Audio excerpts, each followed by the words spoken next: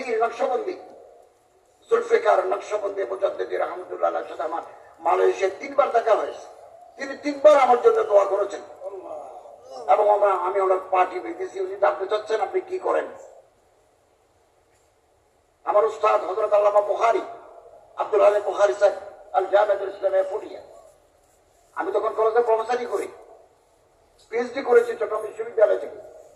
উনি আমার উস্তাদ, ওনার কাছ থেকে হাদিস পড়েছি, ওনার পার্টি পেয়েছি। ওনাদের পার বরকতে আল্লাহ তাআলা আমাদেরকে দুনিয়ায় চলাফেরা করার সুযোগ দিয়েছেন।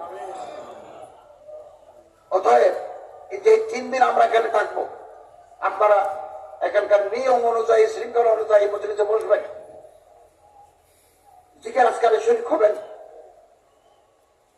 নফল ইবাদতে শরীক হবেন, ওয়াজ ও নসিহত শুনবেন। এই 3 দিন যেন আমরা হেলায় ফেলায় নষ্ট করে না দিই। আগামী বছর আসতে পারবেন কিনা সন্দেহ আছে। হযরত আল্লামা নুরুল হুদা ফয়জী সাহেব রাহমাতুল্লাহ আলাইহি আমাদের অত্যন্ত আপনজন। আমরা একসাথে মাঠে ময়দানে ওলামা মাশায়েখ আইবে পরিচয়ের কাজ করেছি। তিনি এখন জন্মবাসী,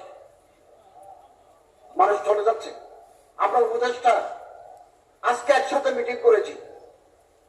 হাসান আরিফ অ্যাটর্নি জেনারেল ছিলেন আমাদের উপদেষ্টা, বিমান মন্ত্রণালয়ের উপদেষ্টা ছিলেন। সকালবেলা মিটিং করেছি, বিকেলবেলা শুনি উনি মারা গেছেন, এশারের পরে জানাজা পড়ছি। অতএব এই জীবন একেবারে কম। হায়াতুকা আনফাসুন তুআদ্দু কুল্লামা মাদা নাফাসুম মিন হায়াতিন তাকাত্তাবি জুযআ। নিঃশ্বাসের নাম জীবন।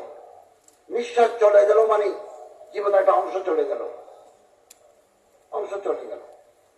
অতএব জীবনকে অত্যন্ত মূল্য